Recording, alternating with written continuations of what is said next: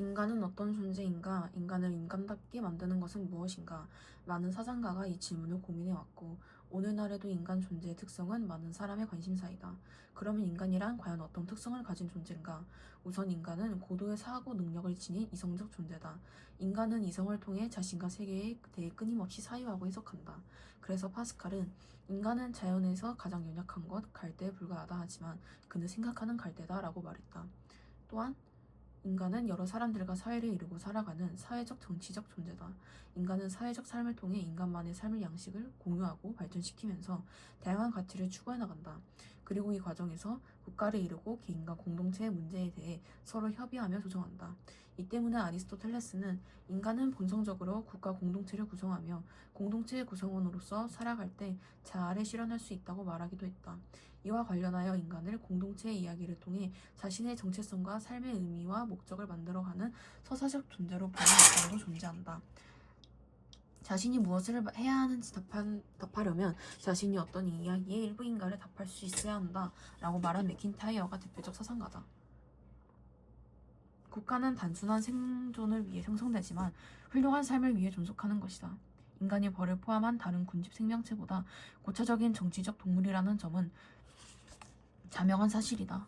자연은 어떤 이유 없이 뭔가를 만들어내지 않는다는 것이 우리의 주장이다. 동물들 가운데 오직 인간만이 언어 능력을 갖추고 있다. 언어는 무엇이 유익하고 무엇이 유해한지, 그리고 무엇이 옳고 무엇이 그른지 밝히는 데 쓰인다. 인간과 다른 동물들의 차이점은 인간만이 좋음과 나쁨, 옳고 그름 등을 인식할 수 있다는 것이다. 그리고 이런 인식의 공유에서 가정과 국가가 생성되는 것이다. 윗글에서 아리스토텔레스는 인간만이 언어를 통해 좋음과 나쁨, 옳고 그름 등을 밝히고 인식할 수 있다고 말하고 있다. 또한 인간은 이러한 인식의 공유를 기초로 공동체와 국가를 생성하고 운영하는 정치적 존재라고 주장하고 있다.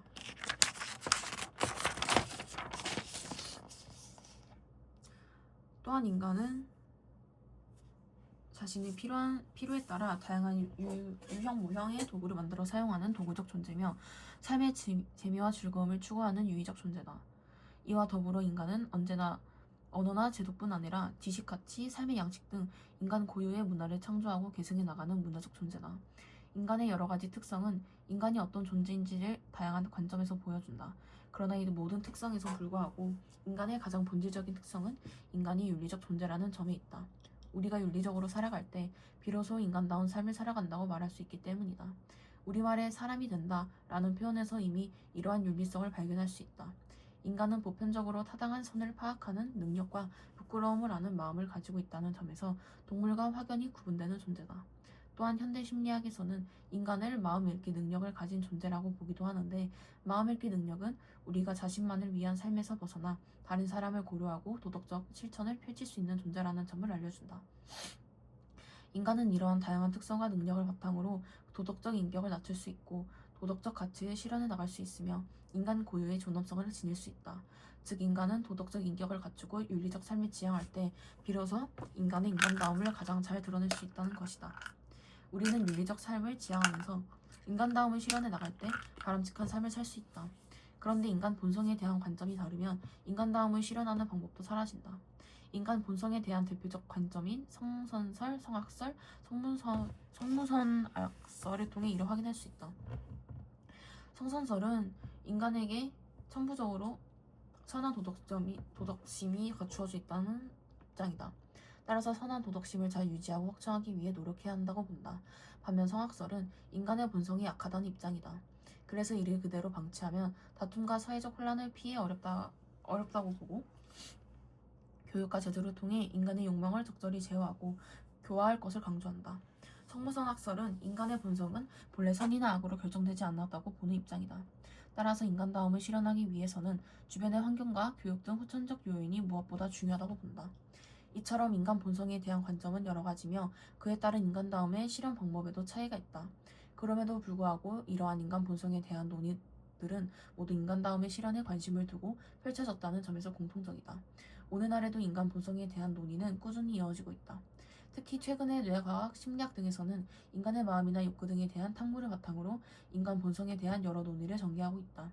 그러나 이러한 논의들 역시 인간에 대한 더 깊은 이해를 통해 보다 인간답고 바람직한 삶, 그리고 이를 실현하는 더 나은 사회를 어떻게 이루어 나갈 것인가에 대한 관심을 놓지 않고 있다. 인간의 특성이나 인간 본성에 대한 다양한 관점을 보면 어떠한 관점이든 인간은 자신의 의지와 노력, 환경에 따라 변화 가능한 존재라는 것을 알 수 있다. 따라서 인간다움을 실현하기 위해서는 개인과 사회 모두의 노력이 필요하다. 그리고 이 과정에서 윤리학이 인간 본질의 핵심이라는 점을 더 깊이 인식하고 인간다운 삶을 지향하는 자세가 필요하다. 이를 바탕으로 자신의 모습을 끊임없이 성찰하고 노력할 때 인간다운 삶을 살아갈 수 있을 것이다. 인간과 동물은 어떻게 다른가? 가장 근본적인 차이는 동물과 달리 인간은 결핍된 존재라는 것이다. 인간은 동물처럼 자연 조건으로부터 보호받을 수 있는 털을 가지고 있지 않다. 또한 자연적 공격 기관을 가지고 있지도 않고 도망가기에 적합한 신체도 없다. 대부분의 동물은 감각이 예리함에서 인간보다 뛰어난다. 인간은 바로 이러한 참된 본능들이 결핍되어 있고 본능의 결핍은 생존에 위협한다.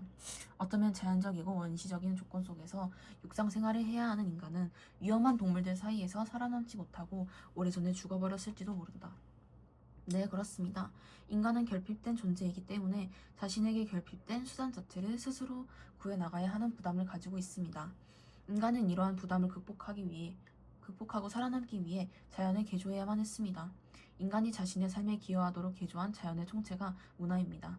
무기와 불이 없는 인간사회, 음식을 비축하고 식품을 조리할 줄 모르는 인간사회, 피난처와 협동의 체계가 없는 인간사회는 없습니다. 그래서 문화는 제2의 자연입니다. 즉 문화는 인간적이고 자발적으로 만들어낸 자연입니다. 인간은 자연 대신 제2의 자연 속에서만 살아갈 수 있고 이것이 인간을 문화적 존재라고 말할 수 있는 이유입니다. 사회에서 윤리 규칙을 발전시키는 것은 사람들이 믿고 협력할 수 있도록 더 오랫동안 협력할 수 있도록 하기 위해서입니다. 그 결과는 사회 전체에도 개인에게도 이익됩니다.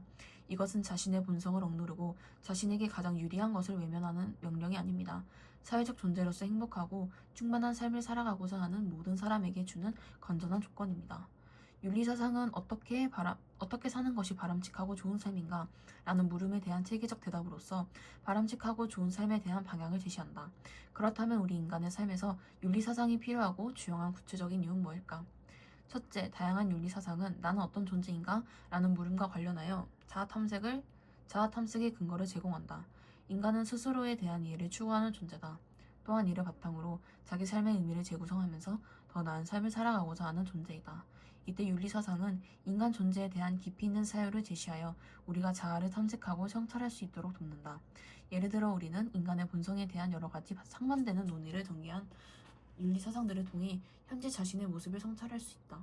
그리고 이러한 성찰을 바탕으로 진정한 자신의 모습을 찾고 더 나은 삶으로 나아갈 수 있다. 둘째, 다양한 윤리사상은 무엇을 위해 살아야 하는가? 라는 물음과 관련하여 삶의 목적 및 가치 체계를 제공한다.